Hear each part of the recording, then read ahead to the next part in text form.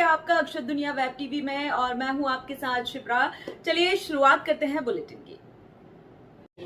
खास है वो है असरार सिद्दीकी साहब, जो पूर्व मंत्री भी थे और हम लोगों के साथ उन्होंने काम किया था कांग्रेस में।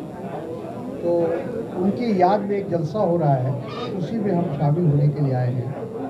और फिर हमारे फॉलोअर्स भी हम लोगों ने तय किया। आज मैं आ रहा हूँ पटने से।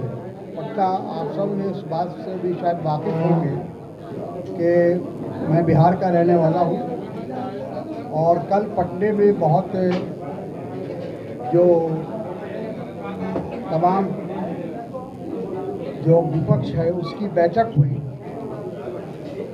और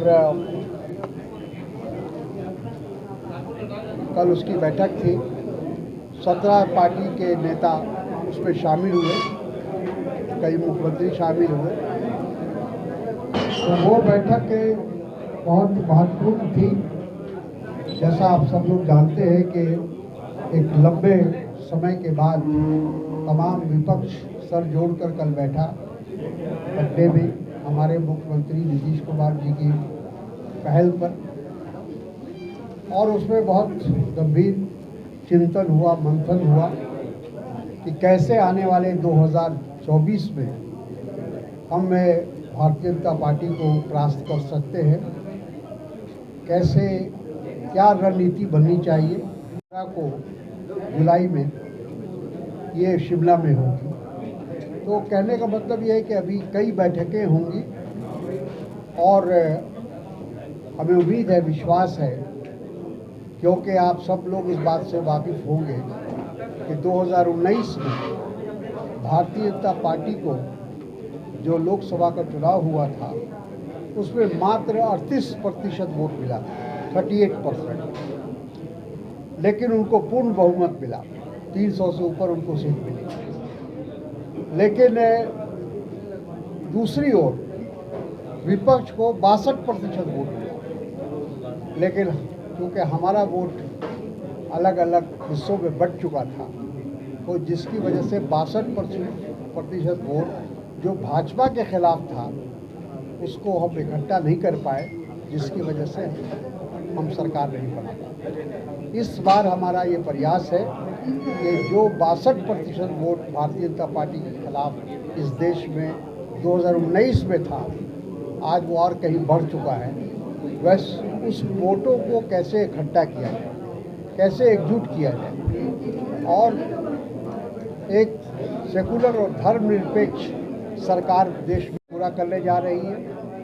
10 साल में कोई एक भी ऐसी उपलब्धि उनके पास नहीं है जिसको लेकर वो मतदाताओं के पास जा सकते हैं और बता सकते हैं कि 10 साल में हमारी ये उपलब्धि है। तो ऐसी परिस्थिति में हम लोग को उम्मीद है कि अगर तमाम विपक्ष एकजुट होगा तो भारतीय जनता पार्टी को हराने में कोई दिक्कत, कोई परेशानी नहीं।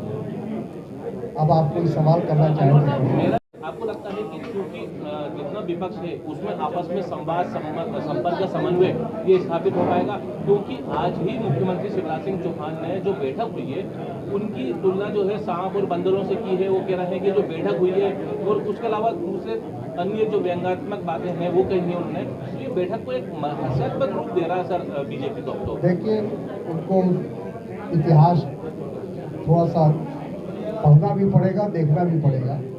2004 में भी यही बात थी। इंडिया शाइनिंग, आप सबको याद होगा, अटल बिहारी वाजपेयी जी देश के प्रधानमंत्री थे और लोग यही कहते थे कि इसका कोई विकल्प नहीं है, अटल बिहारी वाजपेयी का कोई विकल्प नहीं है।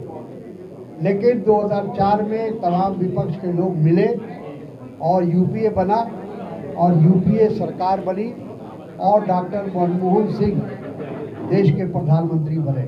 अटल बिहारी वाजपेयी जैसा व्यक्ति भी चुनाव हार गया।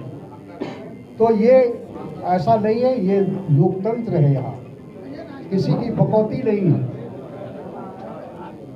आप लंबे समय मैं उससे हूँ, अर्थिक से हूँ मैं। किससे? आसिफ। अर्थिक और वर्ल्डट्रेक.com मेरा चलता है और एक मेरा शीर्षता.com चलती वेबसाइट। चलिए पूछ लीजिए।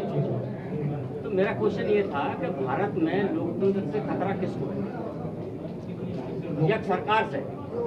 सरकार से भारत सरकार से खतरा किसको है? किसको है?